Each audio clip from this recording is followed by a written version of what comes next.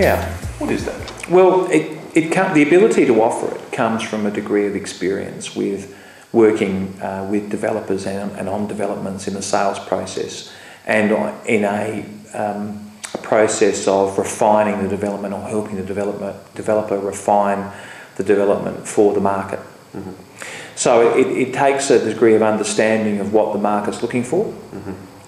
Who the target market is meant to be. Mm-hmm. It may involve, in the first instance, advising the client on what the makeup of the properties and suitable floor plans might be that suit that market.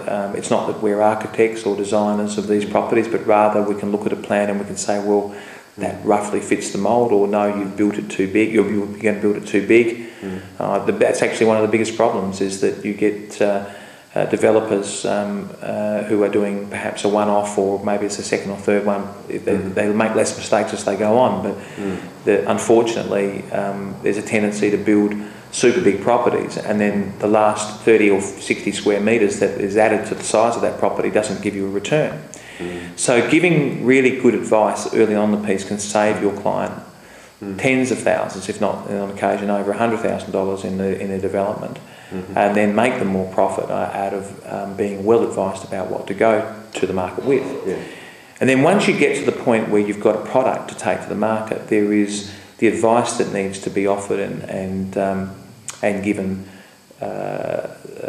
the period of time that the development will take place over. You've got a construction phase, then you've got the actual completion, and then a marketing phase. Well, often developers will want sales during the course of the lead up to that. Yes. Off the plan sales. This helps them with their bank.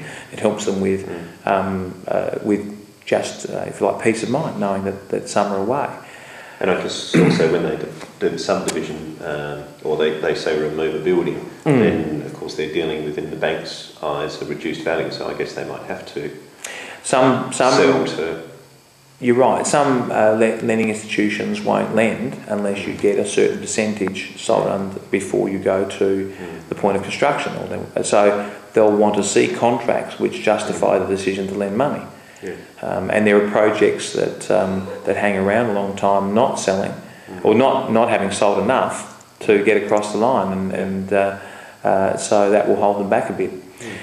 But project marketing is an area where we can draw on some great connections. One, there's the knowledge within this office. Two, we liaise with an urban projects division in our group, which specialises in greenfields development. The greenfields development is, of course, open land that's being subdivided, in apartments, in units and townhouses, in smaller scale land developments of sorts, and liaise with builders, etc. So one of the great things about being part of the Borch Harcourt's organisation in South Australia is just that ability to tap into those extra things that in a timely fashion, and include them in the way the property's marketed to have the ability to draw on not just that experience, but their labour and their salespeople to help establish sales, particularly early in the piece. At $1,010,000 then, going through the calls, at $1,010,000, bid away to the right hand. 1,011,000 with number 8D. Back in it at 1,011,000. 1 and 12 with 12. 1 and 13 with 8D. Is that right, madam? Could you just flash your card up just to be... Yeah. 1,012,000 then it's on the right hand side. I'll hold it. That just... 1,015,000 with 8D.